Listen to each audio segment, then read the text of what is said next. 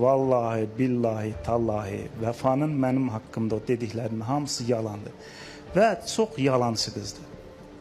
Rəngarəng verilişində də ona demişdim ki, bu show biznesdə mən tam səmimi deyirəm, onun qədər yalançı tanımıram. Bax, deyir ki, onlar da mən başdan danışım ki, bunu Rəfiyə cavab olaraq demirəm, amma bütün tamaşaçılara cavab olaraq deyirəm və Allah bütün balaları korusun. Mənim 4 evladım var, 3 oğlan, 1 qız. Qızım bir ailədə gəlindi, oğlum 3-cü kursda oxuyur, biri orta məktəbdə oxuyur. Sözümü nəyə gətirirəm? Yəni bu danışıqları ilə bizim ailəmizi o qədər narahat edir ki, hərəsi bir cəmiyyətdədir, tanınırlar, bilirlər. O qədər mənə qohum, əqraba, zənglər vurur, bu videonu atır ki, bu niyə belə danışır? Bax, orada deyir ki, mən toyumu qoyub gəlməliydim sən. Bax, gözünün ağına qədər yalan deyir. Bunu necə deyim sizə? Duetimizi oxuduq, bir aydan sonra mənə bir məkandan təklif gəldi ki, gəlin sizin burada konsertinizi eləyək. Dedim, lap yaxşı. Getdim, danışdım. Danışandan sonra Vəfanı yığdım. Dedim ki, bəs bizi bir istəyirlər bu duetimizə görə. Dedi ki, yox, mənim orada konsertim olub. Dedim, konsertin olub.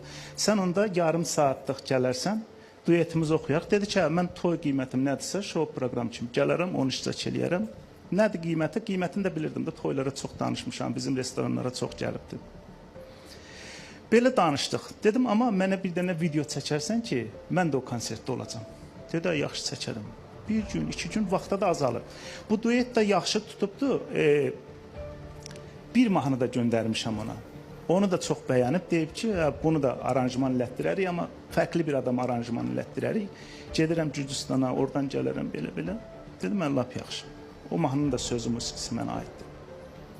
Amma bu videonu mənə göndərmir. Bir neçə gündən bir deyirəm ki, bəs bir dənə video çək də, ya paylaş, ya at, mən paylaşım.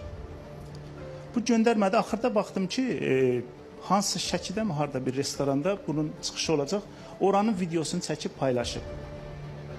Bu mənə doğrudan çox pis təsir elədi ki, yəni sənin gecə saat 12-də zəng vurmusan, TikTokda uğur qazanmış bir mahnım, yazılıb oradakı səhər YouTube'a qoyulacaq. Səni uğuruma şərik eləmişəm.